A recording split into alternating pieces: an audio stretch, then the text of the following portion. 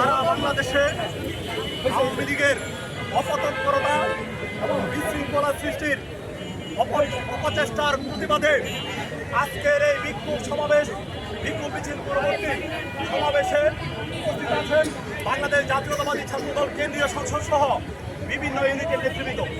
প্রিয় ভাইয়েরা আমার, আপনারা জানেন বিগত 17 বছর লড়াই সংগ্রামের মাধ্যমে আমরা খুনি হাসিনাকে বাংলাদেশ থেকে বিতাড়িত করেছি।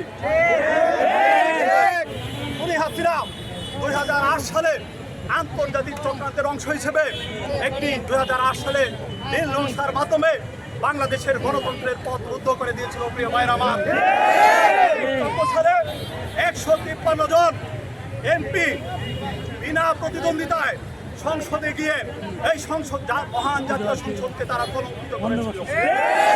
2018 সালে তারা নিশিরাতের ভোট ডাকাতি নির্বাচনের মাধ্যমে বাংলাদেশকে অন্ধকার গহ্বরের দিকে নিয়ে গেছিল। প্রিয় ভাইরা আমার, 2024 সালে বাংলাদেশের জনগণের মতামতকে উপেক্ষা করে বাংলাদেশের জনগণের মতের প্রাধান্য না দিয়ে বাংলাদেশের জনগণকে দমন পীড়ন করে 2024 সালে একটি পাতানো আমিরামি নির্বাচন আয়োজন করেছিল।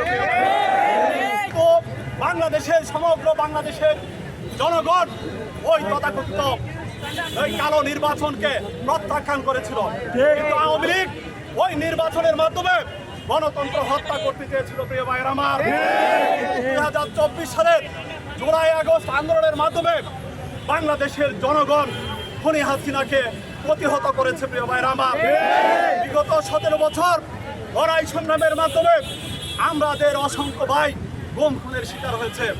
আমাদের শহীদ নুরে আলম, জনি বাপ্পি সহ অসংখ্য ভাইকে এই লড়াই সংগ্রাম করতে গিয়ে প্রিয় ভাইরা আমার জীবন দিতে হয়েছে। আমাদেরকে কারাবরণ করতে হয়েছে, আমাদের শত শত ভাইকে গুম করেছে। প্রিয় ভাইরা আমার, কিন্তু বাংলাদেশ জাতীয়তাবাদী দল বিএনপি এবং জাতীয়তাবাদী ছাত্রদল সহ বিএনপির কোনো অঙ্গ সংগঠন রাজপথ থেকে পালিয়ে যায়নি। রাজপথের সেনানীরা রাজপথে থেকে লড়াই সংগ্রাম করে 2024 সালের 5 আগস্ট খুনি হাসিনাকে বিতাড়িত করে ঘরে ফিরে গেছে।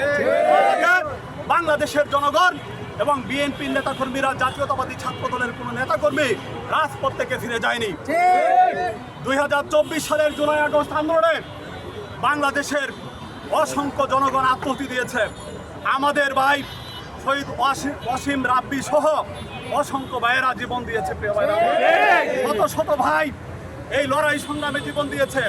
আমি বলতে চাই, যে খুনি হাসিনার হাতে বাংলাদেশের জনগণের রক্ত, যে খুনি হাসিনার হাতে জাতীয়তাবাদী ছাত্র দলের নেতাকর্মীদের রক্ত, যে খুনি হাসিনার হাতে বিএনপির নেতাকর্মীদের রক্ত, সেই খুনি হাসিনা এবং সন্ত্রাসী ছাত্রলীগকে বাংলাদেশের বুকে কোনো ধরনের রাজনীতি করতে দেওয়া হবে না।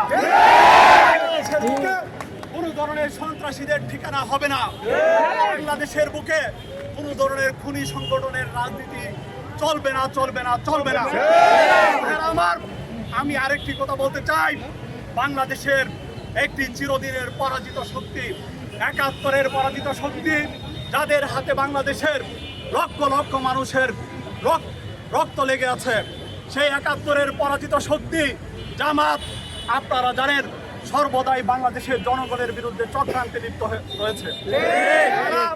এই বাংলাদেশের জনগণের ভোটে একক সংখ্যাগরিষ্ঠতা নিয়ে বিএনপি সরকার গঠনের পর তারা প্রতিনিয়ত চক্রান্তে লিপ্ত রয়েছে।